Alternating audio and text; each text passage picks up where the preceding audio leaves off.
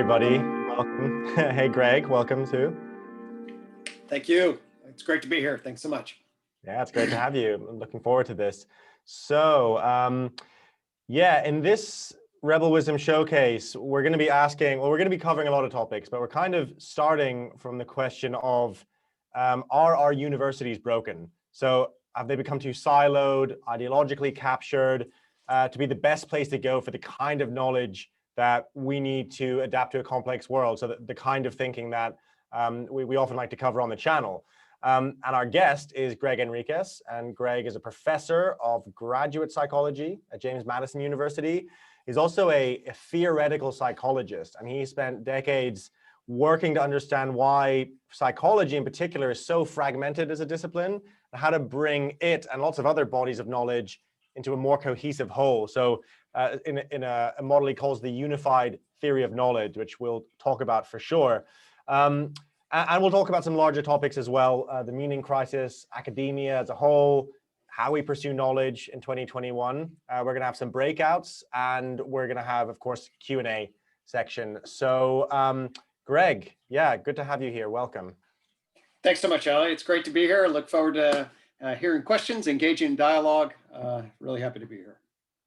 So, Greg, probably a good place to start is this kind of question that we titled this showcase with. You know, you've been at the kind of like the highest levels of academia for years, and taking, I guess, a critical look at it as well as part of your pursuit of knowledge. So, yeah, it's kind of a strange question to ask you, but do you think our universities are broken? I'll certainly say this. Obviously, it's an unbelievably broad question that requires lots of detail. I'll give you a pat academic answer of saying it's complicated right up front, right? You learn to say that in the academy. Yeah, I think they're in trouble in in some ways. They're not functioning the way we would want. Say, I just saw Peter Lindbergh posted, the sense-making web article. And I don't think the universities are in a good place right now in relationship to cultivating the kind of education that is necessary for the next generation to engage in the sense-making and development that affords them what they need to know to engender the effective transition, what I see as in the middle of the digital age. So for me, and I can certainly speak in the context of psychology, I think that psychology is stuck in a old school, modernist, empiricist frame of reference for sense making. What I mean by that is the field tries to be a science, and talking about academic psychology here, the field tries to be a science and is banging on sort of an empiricist, operationalized definition drum. Hey, folk psychology, you can't debate, you have to worry about that. We can do studies and we can gain truth in relation. And yet at the same time, I can talk about why there's a huge amount of problems with that. On the flip side, you have the whole therapeutic enterprise itself, which actually right now I would say is cresting into a postmodern mentality. So you have a lot of people engaged in understanding therapy from a postmodern view, a justice view, a continental philosophy view, what is truth except by who says it is, in what context, and who has power kind of view. I think both of those, have their place, but I definitely adopt a meta-modern perspective on an integrated pluralism. And I think that the academy, both in terms of, if I'm speaking now in psychology, its academic structure and what it tries to do is stuck in an old and dying modern system. And then I think the therapeutic community is doing lots of good in some ways, but also problematic in other ways. It's sort of definitely digested in a postmodern mentality. And I speak to that. I didn't know it at the time, but I've always basically been a meta-modernist.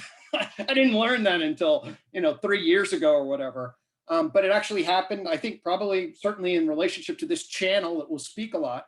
I found the Jordan Peterson phenomenon fascinating in the 2016, 2017. Actually, that's when I came to be aware of him. I wanted to have conversations about Jordan Peterson because I thought that my program could sit at the sidelines and watch it happen. But immediately polarization happened, clashing happened. We couldn't talk about it at all. All of a sudden, I was the conservative white guy who was saying, hey, there's a lot of interesting things to engage in here. And the climate of the academy was so captured by sort of a postmodern and leftist ideology, and that it was not open to just basic, general, conducive reflection, because how quickly people get triggered and how quickly moralization happens. And, at that level, sort of at the sensibility level, it was deeply troubled. I think the institutions are anchored to particular modes of being that are really on the process of needing an update and a transformation. I don't know that the university, it's a fairly conservative system.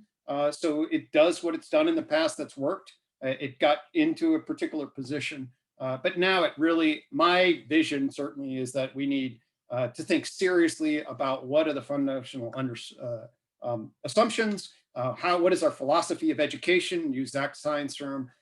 I think that we need a serious upgrade. And so at that level, yeah, I think the universities certainly are not functionally optimally and maybe even broken. Excellent. Thanks for the overview. There's quite a few things in there I'd really like to pick up on. So, one is I'd love to talk about metamodernism and how, your definition of it, because it's an emerging way of conceptualizing how we think. I think it's always good to define it. But I also just wanted to check first about, you mentioned the kind of the Jordan Peterson phenomena and kind of 2016, 2017. It's a few years on from that now. What have you noticed in terms of the trajectory of let's say postmodern thinking in academia? Have you noticed people starting to be more nuanced in their thinking? Has it gotten progressively more intense? What's the general climate right now? A great question. To respond to that initially, I think the answer is actually both. What do I mean by that? I mean that in the wake of the George Floyd tragedy and murder, and then the protests, the awakening of anti-racism, and that as becoming the particular sort of real now understood dominant ideology to address the inequities that people, especially in the United States, articulate, has become so unbelievably dominant that the universities have really just upped their awareness, and many often up their ante in relationship to a complete commitment to, say, critical race theory and ideology. I've been asked this semester alone, I think it's now up to maybe 25 hours of, our program, our department inviting me to 25 hours of anti-racist training at least. And basically the structure is this is the right way to think. Especially as me, I feel like if me as a white man were to say, actually, no, this is kind of simplistic. It's only clapping with one hand. I don't think it's the right way to go. That's immediately experienced as a racist and sexist comment.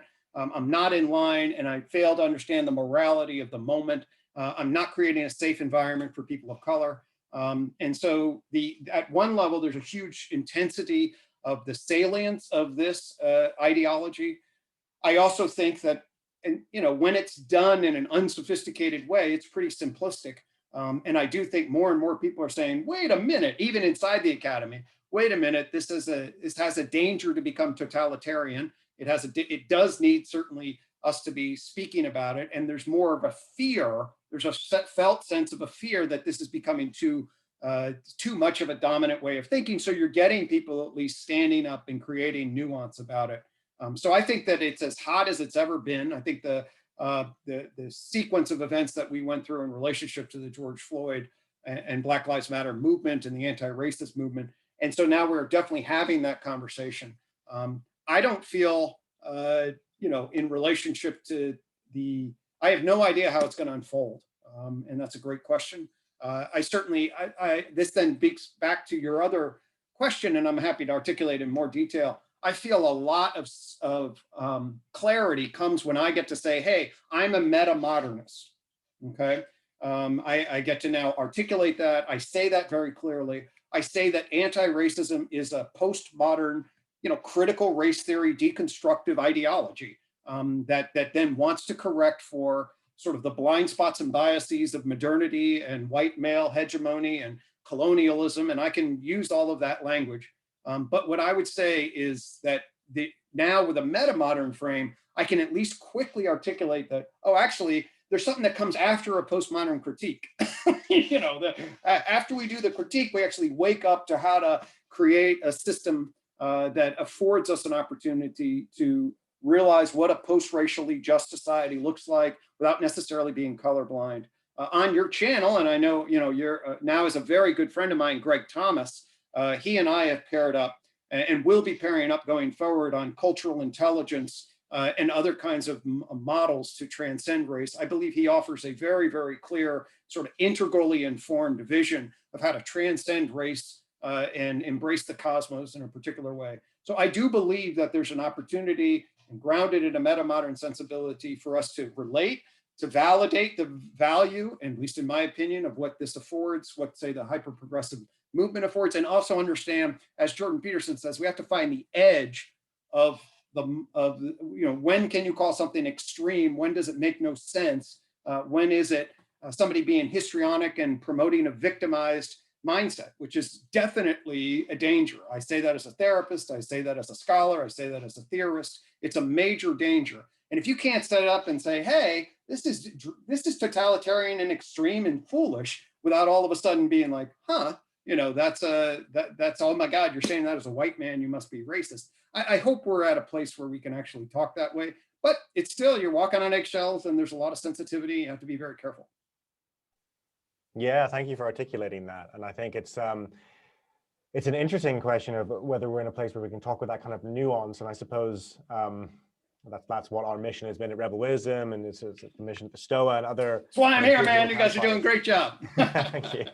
But it points to something really interesting, I think, is that the kind of nuanced thinking that allows for, let's say, a meta-modern or an integral perspective where you can hold multiple perspectives at once and play with them.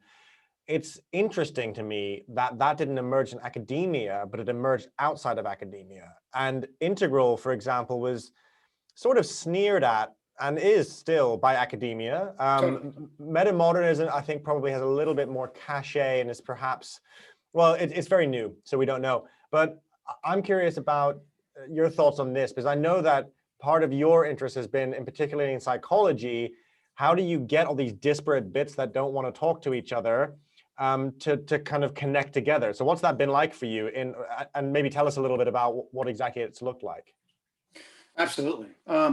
Right. So one of the things that I think virtually everybody who takes any step back at the academy and looks at its structure will very quickly come to the conclusion, or the vast majority quickly come to the conclusion, that whatever contingencies and institutional structures we've set up, we've created a fragmented, pluralistic, hyper-specialized landscape, okay? In other words, what it focuses on, it gives people the affordance to then learn a specialty, especially if you go and get your master's degree, your doctorate degree, and you want to stay in the academy. Basically, this institutional structure of reward has to drill narrower and narrower into some particular specialty, okay? And that has also, and the reward for that and the structure for that has also come at a time when the modernist sort of architecture of grand knowledge, which the old philosophers wanted to do, has failed, and the postmodern critique has arrived so that you cannot gain a grand narrative. So now it's well understood and assumed in terms of its basic structure that, hey, you can get more and more specialization and you will never connect the dots because it's impossible to connect, okay? So like that's the given. And that's an interesting position. That's kind of like, oh, okay, well, what does that actually mean for somebody who wants a liberal arts education? What does it mean for how do we organize our knowledge if it's just this unbelievably fragmented, chaotic, rhizomatic, to use a Deleuzian term, rhizomatic landscape of possibility with no real tree organizing it? That's certainly a lot of the sensibility. I'll tell you my journey in relationship to psychology. Here's basically my journey. So as an undergraduate, I swallowed the pill of empiricism, okay? Modernist empiricism. Science learns stuff. Science is a good way to critically think. You then measure your stuff. You make hypotheses. You learn about stuff. I appreciated psychology as an empirical discipline, okay? And I was impressed by people, like Albert Bandura and, the emerging cognitive science paradigm and the cognitive developmentalists like Piaget. I swallowed the pill that cognitive behavioral was the most empirically supported treatment, and it was pragmatic and useful and effective. And I'm kind of a rationalist myself. That makes sense. I will solve problems this way. Okay. So that's me in an undergrad, and then I go off into graduate school. I get my master's degree of clinical and community psychology at the University of North Carolina, Charlotte, and I have a major awakening during this period. I get fortunate, especially in retrospect, because it accelerated my education. I had a shitty instructor in cognitive behavior therapy. They didn't know what the hell they were doing, following recipes. I had this beautiful, wonderful African humanist woman as a supervisor, and she just awoke into all sorts of shit in me. And then I was like, oh my God, there are all these interesting perspectives. And then I had a course on what's called psychotherapy integration. Okay. A movement in the 1980s started that generated a society called the Society for the Exploration of Psychotherapy Integration. I'm actually president-elect of that society now. And it basically is a bunch of scholars that started to get together and said, we got all these single schools of psychotherapy. We should probably talk and see if we can explore their interrelation, hence the term, the Society for the Exploration of Psychotherapy Integration. So anyway, I got the bug of integration. And then, we could go into this at various levels of detail, but the short story is I made this jump. What happened was I then saw all these different perspectives being in therapy room, engendered by the different schools of thought or their exemplars. And generally my reaction was the best of the best did really good work, So if you were a psychodynamic person and really had that skill, you could go in, you could look at defenses, you could look at attachment patterns, you could see the underlying structure, you could see how people justify and then embody that and show insight into that. If you were an emotion-focused person, you could attune to the body, into the emotional organization, you could see what's maladaptive. If you're a good cognitive person, you see how attributions work, etc. If you're a family systems person, you can put people in particular contexts, see roles and boundaries. And the skilled, charismatic leaders were actually very effective. So then I said, what would be really good is that if we look at medicine, so medicine, of all of its Western problems, medicine, but Western medicine is at least reasonably organized by the science of human biology, okay? And medical practitioners have a frame for the science of human biology, human physiology, and pathophysiology. And you have generalist practitioners and you have specialist practitioners, but they're all unified in the sense that medicine comes out of psychology. It's the health healing application discipline of human biology. So wouldn't it make sense that all these different approaches to psychological therapy, psychotherapy, might be unified conceptually by a thing called human psychology? Wouldn't that be possible? Okay. And so then I went back, not as an empiricist noticed, now I've actually seen what it's like to be in the therapy room. When you're in the therapy room, the world changes. You have a real person in front of you. You're not doing theory anymore. You're not doing studies. You got a real person who's suffering. And your obligation is to enter that real person based on who you are, which of course, if you're a person like me, that's different than my colleagues. So now you have to, what does that mean? Every real idiosyncratic real event is different than theoretical abstraction. And you also have the moral obligation to do your best in healing them, okay? So what I was then like, well, actually, if I'm gonna translate all of the research, okay, that the academy has produced into helping my practice, I need a theory, a framework. And I made I said, well, human psychology should be the basic framework that organizes our empirical science, okay? And then utilize that as a meta scheme to organize the science and apply it with effectiveness to the person in front of you, okay? So that's, well, then I discovered nobody knows what the fuck psychology is, okay? I mean, literally.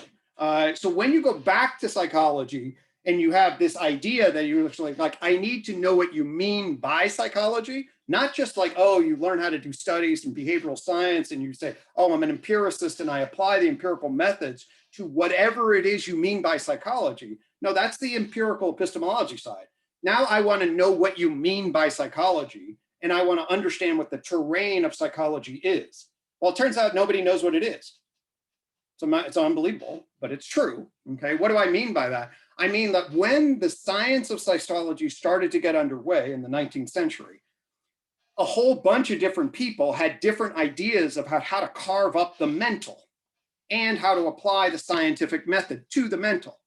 And what happened was you got a multiplicity of different schools of thought: structuralists, functionalists, psychoanalysts, behaviorists, humanists, cognitivists, okay, who all created a model of the mental that was that had overlap, but also significant difference. And none of them won the day. In fact, in 1927, Lev Vygotsky, the great Russian psychologist, writes about the crisis in psychology. He discovered nobody knows what psychology is, okay?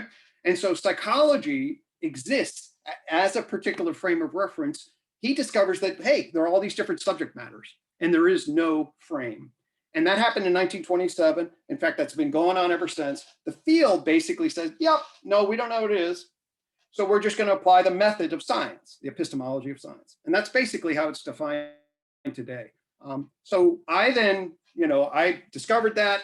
We can get into the frame that I built that actually tries to address that and says, hey, I actually think I have a way to solve the problem of psychology. But then I advanced that. What I found inside of the structure of the academy is actually the academy didn't really care about this issue. It had already decided basically you can't solve it, okay? And it was already committed to empiricism. So the argument that you could then generate and say, hey, actually there is a way to solve it. It does a huge thing, which means it bridges human psychology into organizing the psychotherapy, creates a meta theory that can organize the field. Well, the modernists were like, well, what is your research that show me the data? And I have a whole critique against that. And the postmodernists was, we don't want some white guy coming around and organizing some unified theory that we're all going to have to follow, okay? So neither system really, people individually were interested. The system itself basically was like, yeah, I published a lot. I got a lot of attention at the level of, I could generate articles. The system itself was in no position to metabolize it and move on it. And of course, that may be my own limitation about how to turn it into a method. And we can talk about all my struggles in relationship to that. I was super fortunate. I went from the University of Pennsylvania to James Madison University. James Madison University is the first doctoral program at this university. It's called Combined Integrated Psychology. Combined means it combines across, it's applied, we train psychological doctors, and it's applied field that is based on the combination of clinical, counseling, and school. Those are the practice areas. And it orients you towards an integrative theoretical orientation. So actually the field, this program, very unusual, was already set up for a integrated unified frame. And I got very lucky. A job opened up when I was on the market and I was able to come here. And so I actually then became director of this program.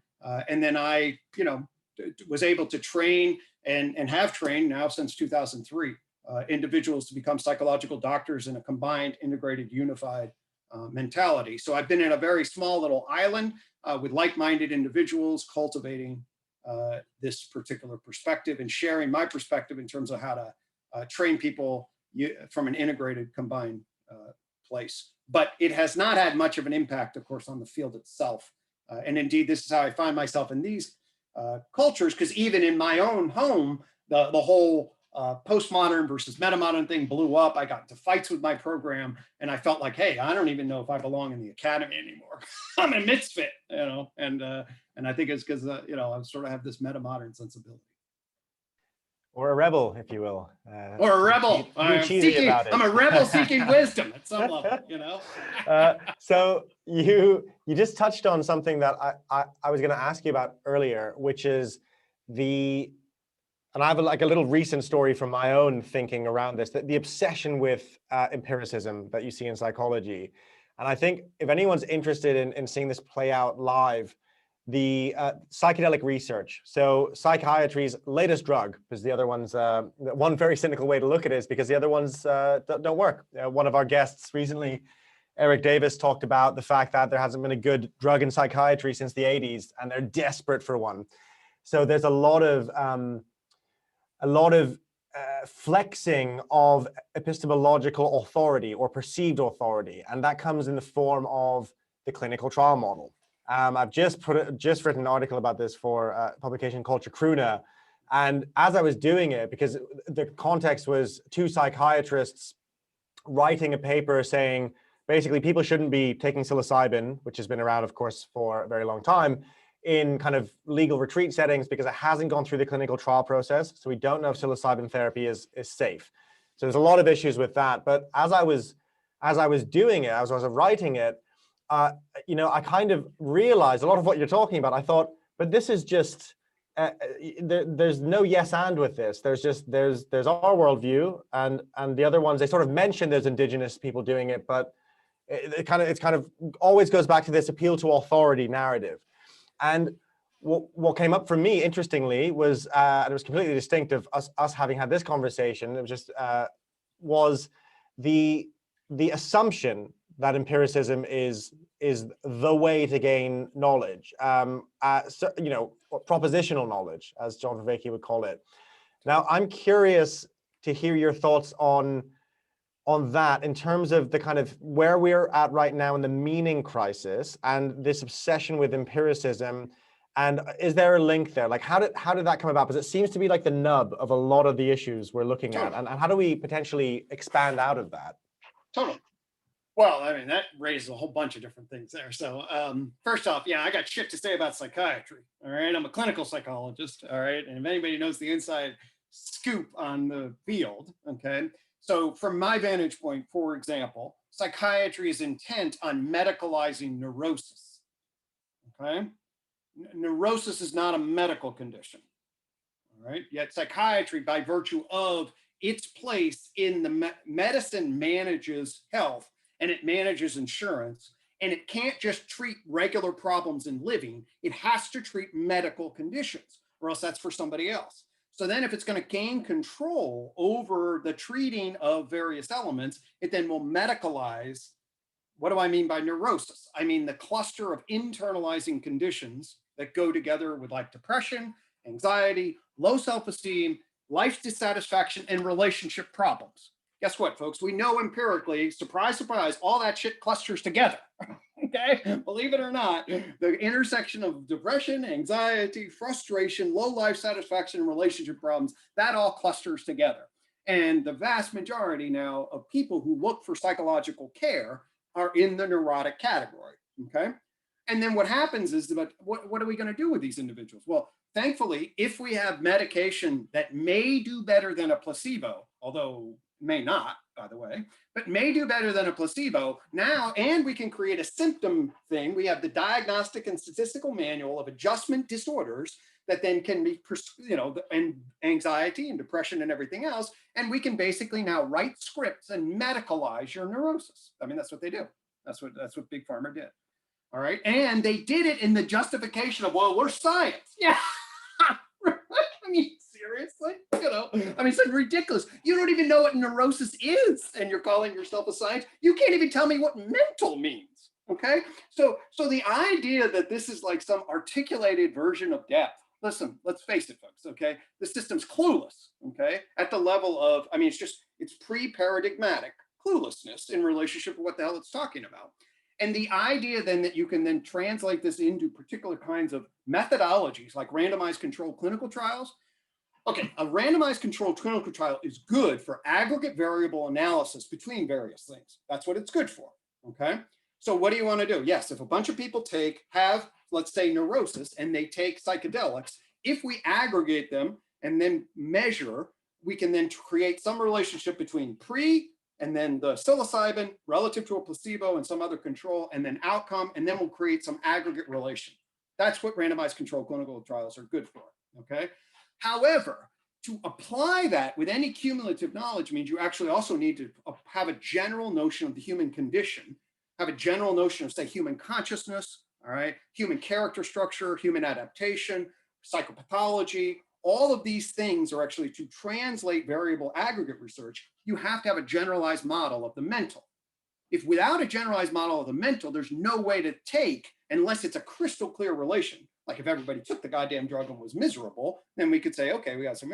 But if you're actually going to now have any kind of nuance in a system, you actually need then a generalized model, which we don't have at all.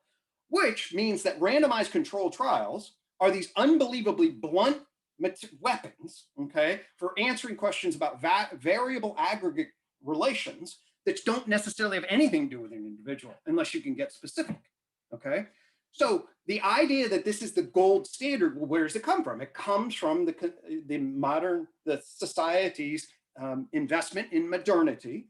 And in what you have in modernity is emergence of this new kind of epistemology called modern science, to differentiate it from yogic sciences. There are other sciences, but modern empirical natural science emerges in a particular way, and it's a particular kind of epistemology, okay? Meaning it's a particular way in which you know how to achieve justified knowledge.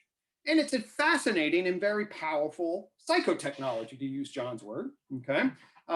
And it did a lot of things, and it fused with technology in particular types of ways.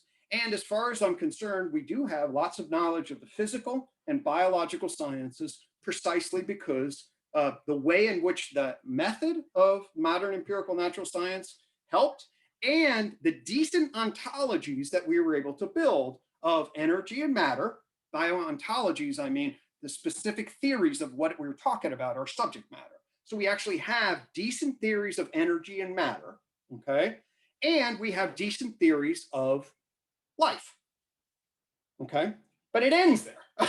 I mean, we don't, once you get into mind and the mental, okay, anything that pertains to the mind and mental now has a proliferation of possible pre-paradigmatic notions that people yammer about. But there's no consensus because there hasn't been any achieved understanding of this phenomena.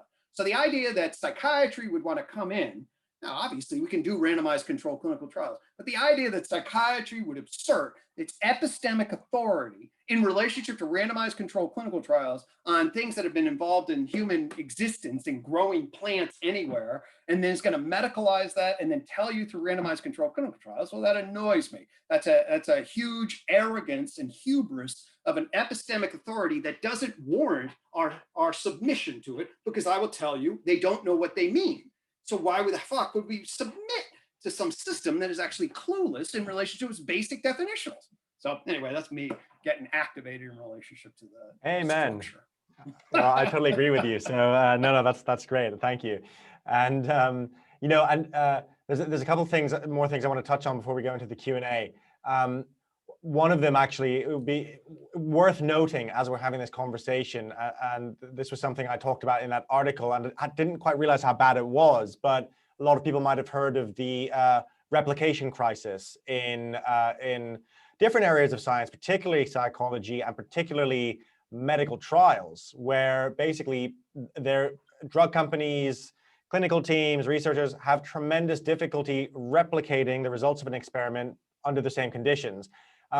Be great to hear a little bit about your thoughts on that. And do people talk about that in the field a lot, or is it sort of people mention it with a grumble and then let's talk about something else?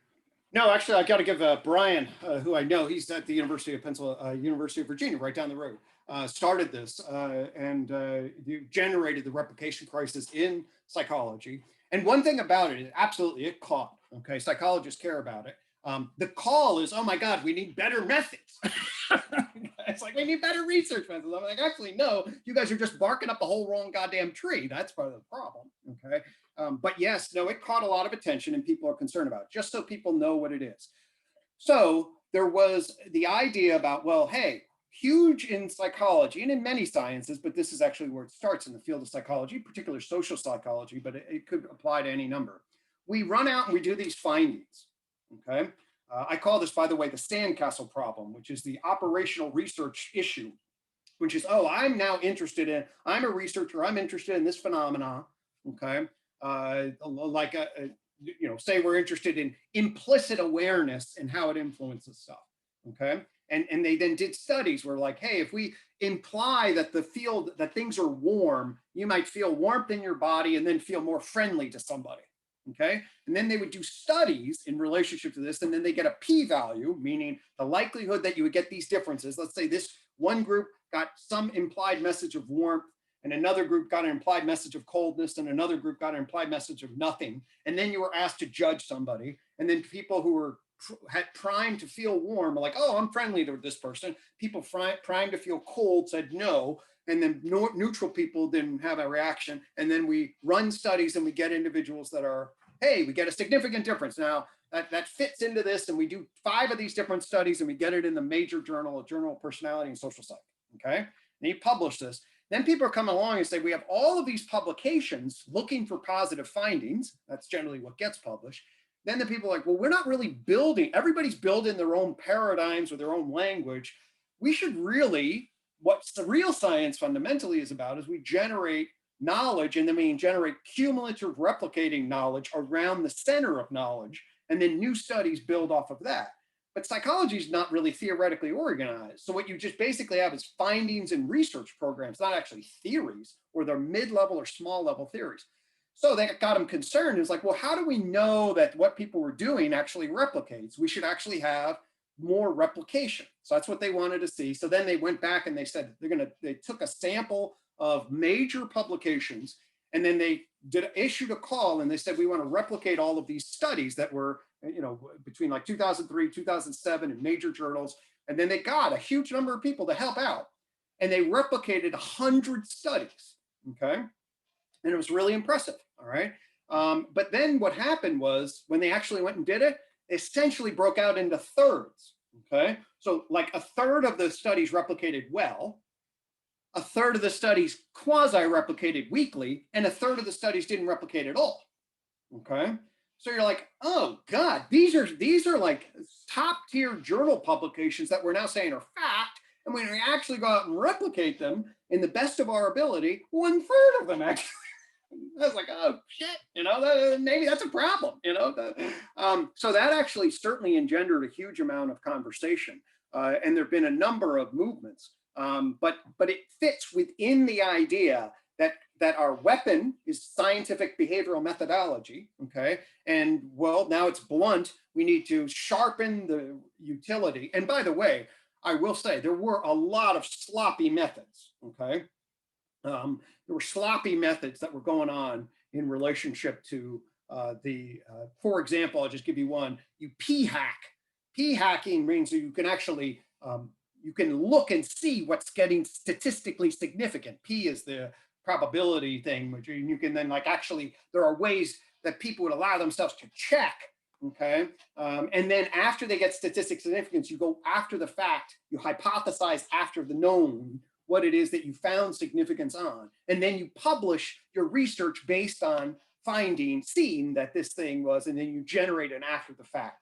Now that's everyone knows that's shitty science, but the system was set up so that it afforded people to actually go ahead and do that. And that's almost manipulating data. I mean, and so there were a lot of bad methods. So the replication crisis does engender some cleanup on methods. I think it's a good thing. But I also, I laugh at my fellow empiricists. I used to be an empiricist believer. I'm like, yeah, no, empiricism is not really where the problem's at. The problem's actually at philosophy and our concepts. That's what I discovered. And until we get our concepts right, we're just going to be building sandcastles, and they may replicate a little better, but they aren't going to coalesce into cumulative knowledge. Yeah, wonderful. That's really nice. Leads us really nicely to the last thing I wanted to ask you before we go into breakout and Q&A, because we've got some really good questions coming up in the chat. And it's really kind of coming back to what we started with. So we've gone through just now, and you've taken us through the various underlying problems with how we're trying to find knowledge, especially in the academy, in universities. And one question we've asked on the channel a lot is, what next, right? So some people argue we need to transform our institutions, and we need to kind of inject, let's say, a new paradigm into them. Others argue that they're too entrenched, so build new things. Like you mentioned, you were considering leaving the academy. We have a whole sense-making web happening. What is your own hope for, let's say, the next 20 years in kind of third level education, and just the whole thing, the whole academia game? Yeah. Actually, I mentioned I was possibly considering giving up my clinical license. I'm a full professor, and once you get full professor tenure, it's actually not a bad gig. So I'm at the right now. I'm in the midst of, I probably will stay here unless something really dramatically powerful comes along. So if any of my students are listening, no, I'm not planning on going anywhere.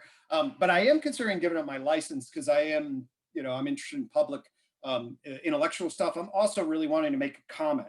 And the comment is that, yeah, I think we need to do things differently, okay? I really do believe that the academy needs to wake up. I will say for all of the suffering, and I know a few people who really suffered, and I want to honor that, for all of the suffering engendered by COVID, I do believe that COVID has been a collective awakening of sorts. More than any time that I remember, people are like starting to reconsider whether the labyrinth or the leviathan that is our global society is actually, well-oiled and well-tuned, or whether we've stacked something very high and very thin, to use a Daniel Schmachtenberger sense-making term, that actually is vulnerable to tipping over.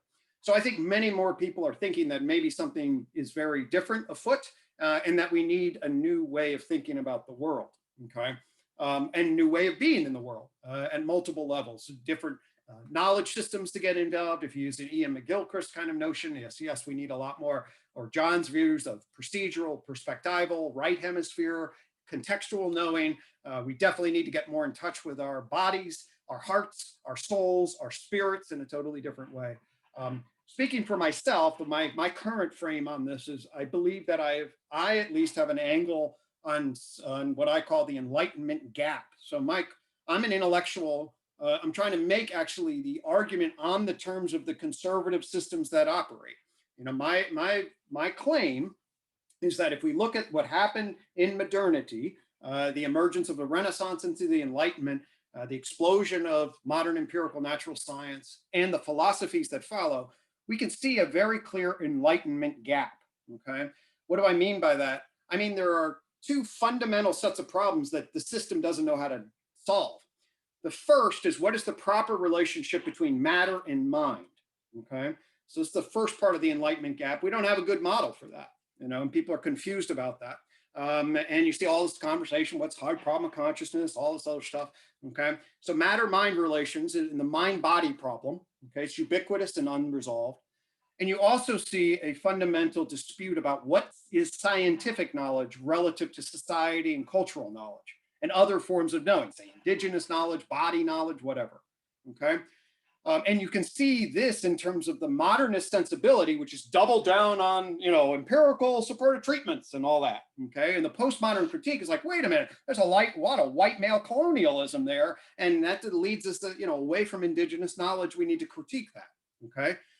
So you see a lot of that confusion in relation. So the science versus society and the matter-mind problem is what I call the enlightenment gap. I built a unified theory of knowledge, okay? And I didn't call that initially. I mean, that's arrogant as hell. I acknowledge that, okay? But the unified theory of knowledge actually affords us a way to frame, address, resolve, and dissolve the enlightenment gap.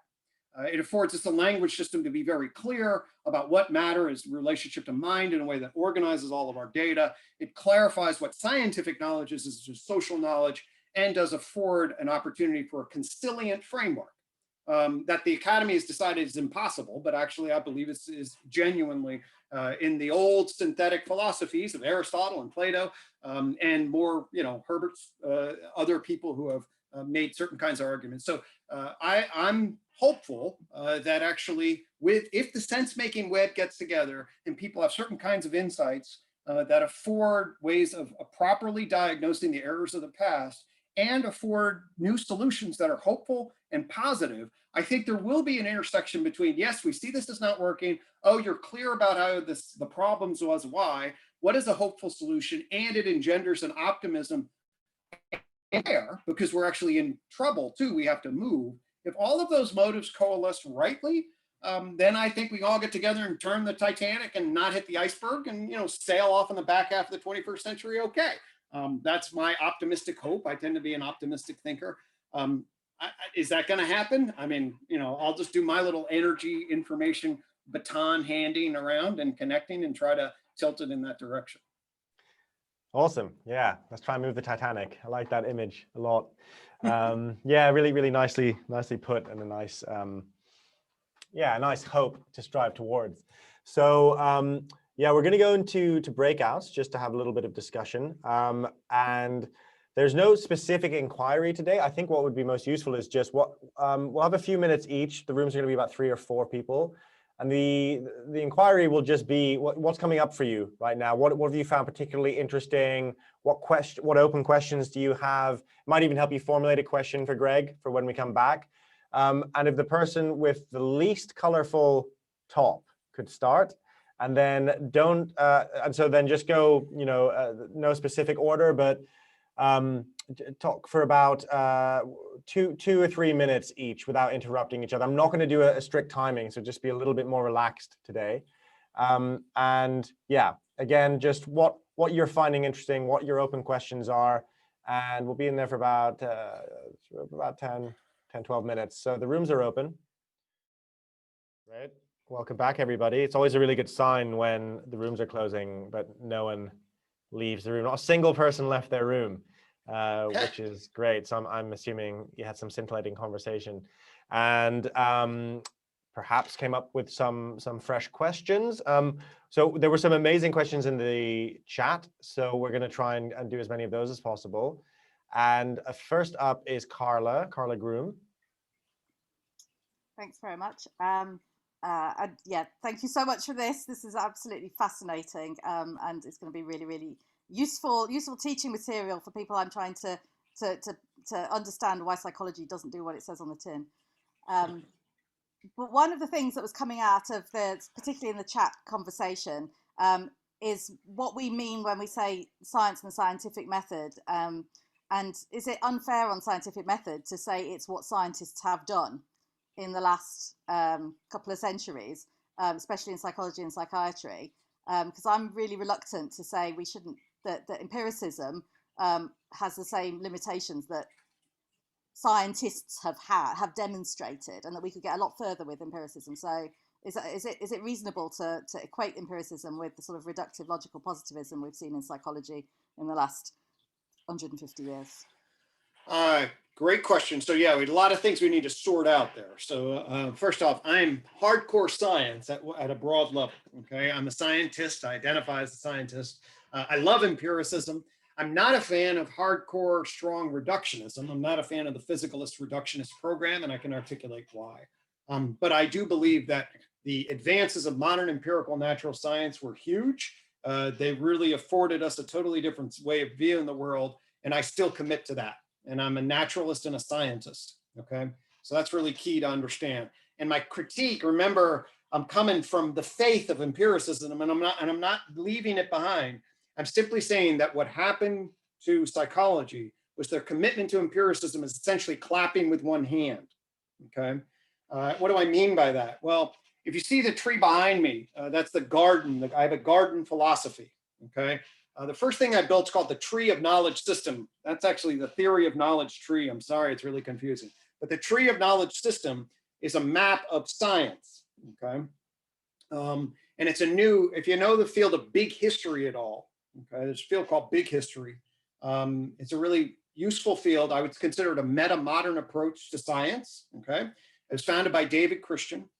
And it's very interdisciplinary. It's integrally polarized. It has Dave Christian's most recent book on it's called The Origin Story. And it's very, very, I'd be conducive to, I think, lots of people here. So I encourage you to check it out, okay? And it is a scientific worldview, absolutely, big history. On 2 simple axes that I think science now requires us, essentially, if we take science seriously. The 2 axes are time, so we can go from the present back to the Big Bang. Big Bang's a very powerful idea. It's got a huge amount of evidence for the idea that 13.8 billion years ago or so, the universe existed as what we can just, colloquially call an energy singularity, okay? And then out of that energy singularity, the dimension of matter explodes, all right? That we learned that from empirical analysis, okay? It's very powerful, good stuff. And that's one axis is time, and we can track the evolution of complexification, okay, through empirical analysis. Again, very powerful, very good stuff, okay? And so modern empirical natural scientific knowledge afforded us the first real, what I would call transcendent realist knowledge, okay? What do I mean? It would transcend the cultural context. And in this way, I give a nod to modernism. So what do I mean by that? The atomic theory of matter, for instance, the idea that you're protons and neutrons and electrons that make up the fundamental stuff in the 3 dimensions of space, 1 dimension of time, and classic mechanical universe is a very powerful insight. I think it actually transcends us in the sense that if there was aliens and they had map of the universe and they had any type of thinking like we did, they would have access to the idea that there's an atomic, they're made up of atoms. That's what I believe. If that's the case, then we have transcended our cultural knowledge. And the way we did it was because of the invention of scientific epistemology. So I'm a big fan of that, okay? What Newton and all the science really does, not only does it bring a way of observing and measuring, but it also brings a field of talking about the subject matter, okay? So for example, everyone had a good idea about what life was, all right, versus non-life. That's just intuitive. When Darwin's theory of natural selection comes along, he places life, the theory of what might have caused it, and at least how it evolved, in relationship to the inanimate world. And that's wonderful. And that becomes a part of a unifying biology. Great, crucial, okay? Here's what my critique is. If we don't understand what we mean by mental, okay? We know what we mean by life. I argue we know what we more or less mean by energy and matter. We have no shared, agreed upon understanding of what we mean by mental, okay? The absence of a shared, agreed upon understanding of what we mean by mental means that our capacity to apply the scientific method is going to be greatly handicapped. That's the problem. And that is what's called a metaphysical problem. The metaphysical problem is, what do you mean by your terms? That's actually the descriptive metaphysics. And you then, the next thing that comes along is your ontology. The ontology is the theory about the thing you're interested in, okay? Healthy sciences have a good theory of ontology that then applies the scientific epistemology to sort it out, empiricism. But if you don't have a good theory, ontological frame of reference, just applying the methods gets you confusion, okay? So all I'm saying is, if we want to crap with both hands, we need a frame for the ontology of our subject matter that actually makes sense. And then we'll be able to apply the empirical methods with a lot more cumulative clarity. Perfect. Thank you so much. Yep. Great. So next up we have Gabby. Hi guys, sorry that it's pretty dark here and try to change that. One question that I was asking, you might have answered part of it, but it's just like, forgive my level of skepticism with that. It's just because I've seen so many scientific realms where people try to come with this unifying theory of, and let's be honest, like for example, with physics, they haven't been able to do that yet. And I think that when it comes to human nature, like one thing that maybe we could agree on is that human beings are incredibly adaptable. And at the same time, we keep constantly creating these new technologies that just throw new variables in, so I appreciate the attempt. I do question if it will ever be possible to happen. Totally. Does that make sense? Of course, yeah. So you have to, absolutely. First off, you have to know what we mean by unified, okay? And if it's like, oh, you have a theory of all human behavior that can explain everything all in a tight-knit thing, so we don't need to do any more work, that is not what I mean by unified. Okay. All I'm trying to do is actually get unified enough so we can actually start the process of understanding. That's really what I mean, okay? Not completed, process. So what happened by unified, I mean what Newton did to matter, okay? Newton unified our approach to matter. I mean, actually, it turns out he unified our approach to classical mechanics, okay? But which is coherent, the macro level, at least normal size objects matter in motion. That's what Newton afforded us, okay? Turns out he was wrong at the base of that. Underneath the matter level is an energy information quantum field level that we took to the 20th century to figure out. So he was only partially correct about that, and we found its limits. But for 200 years, people were like, damn, this Newton shit, this really works, okay? And what he did was he took a way of framing objects in relation. He generated calculus, okay, created some laws, and took all the pre-Newton people who are trying to get a decent thing on the same page. Okay. Mhm. And that's what I mean by unified. Okay. Okay. Now, So in terms of, okay. yeah. Sorry. So my approach to unification, it is kind of complicated at some level, but actually it's also kind of simple. Okay. The thing I stumbled across, the model of it is called the tree of knowledge. And I can just tell you real quick, the tree of knowledge carves nature at its joints, okay, in a new way. What do I mean by that? It carves nature up into the following domains. Energy is the first thing. Out of energy comes matter, okay? And it carves matter at that. So there's a joint called the Big Bang and quantum mechanics, general relativity, that goes from energy to matter, all right? Then matter goes to life, okay? And evolutionary synthesis, cell theory, and genetics actually give us a framework for the distant, how life gets out of matter, okay? Then we go to animal mind. There's a joint point between the organism life and the animal mind. That's missing, okay? It tells you actually there's a way to understand the joint point between living and animal, okay? And then finally, how do we go from primates, which are in the animal kingdom, okay, into persons? What's the joint point between primates and persons? The tree of knowledge tells us how to carve with unified field specificity where those joint points are and why. And what that does is it actually affords us an opportunity to get clear on a whole bunch of different variables that we haven't been clear on before. So for example, does the world of psychology and its definition of mental process means what in relationship to animals or humans? Is psychology a reference to all animals, to some animals, or only humans? The fact of the matter is that actually depends on who you ask. And the reason is because we don't have a unified field that tells us what we mean ontologically by the mental.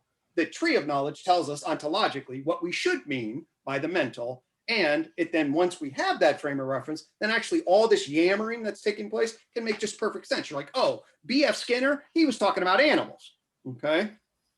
Carl Rogers was talking about humans, all right? So yeah, they're talking about totally different things that have totally different reference points. And actually with the right frame of reference, you could see why they were not communicating effectively.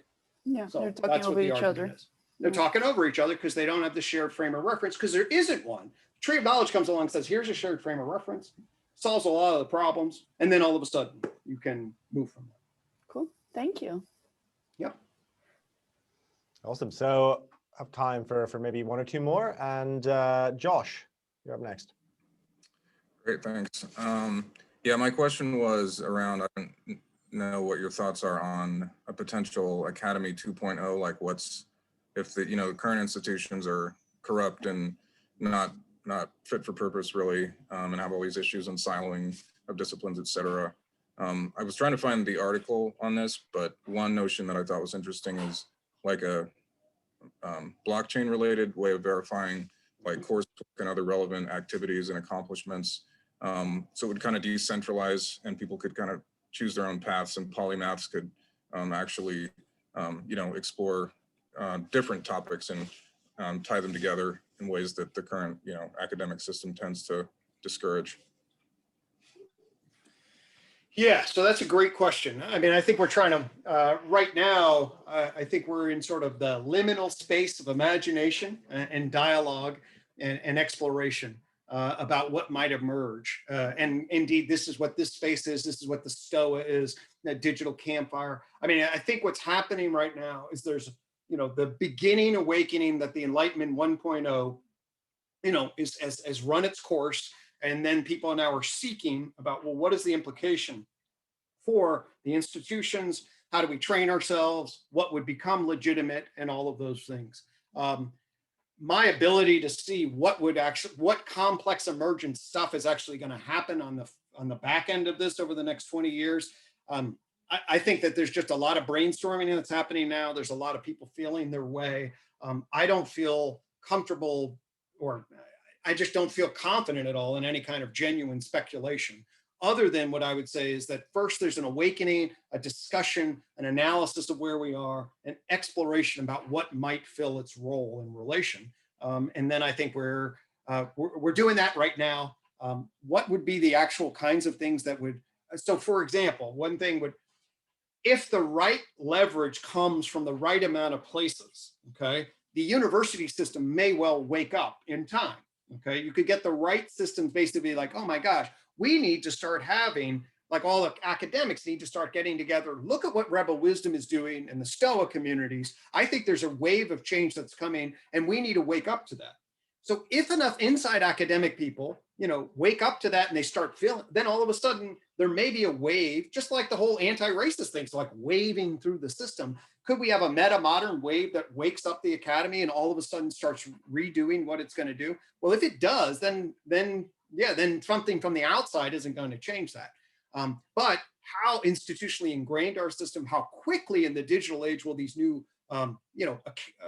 communities form, how easily will they be engendered and charge energy? And then if that happens very quick and we find new ways to do it, all of a sudden the university is going to be left behind and boom, we're going to have online universities and my job all of a sudden with my tenure may not look so pretty. It's like, oh shit, anyone can get the education. So both of those seem to me in the next 10, 15 years, within plausible movement, and they would then result in a very different kind of unfolding relative to the current infrastructure and institutions.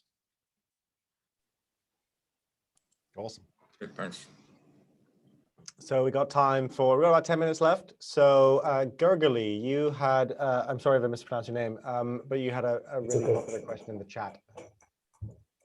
Hi, thank you very much for being with us. Basically, my question is, the short version is, do you have any thoughts on how to disentangle money and universities, like both the teaching and the research? So you mentioned insurance companies telling psychiatry effectively what concepts to use, rather than psychiatry seeing like, oh, what are structures that come up all over the place, and then deducing, this must be good.